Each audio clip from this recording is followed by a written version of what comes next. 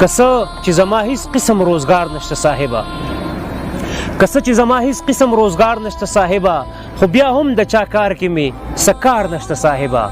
او ته خدای خبر د کوم بابا ازار وهلی ګرځې، ته خدای خبر د کوم بابا ازار وهلی ګرځي او په دومره بلا ښکلو کې ستا یار نشته صاحبه.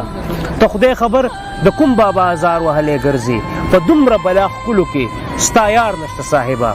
او دغه څلور شیونه نور وروره سجاده ستا ملګرو ته د فکر د الوت او د وزرو خلق وجني، د فکر د الوت او د وزرو خلق وجني او کټکې رښتیا وایو جو ملګرو خلق وجني.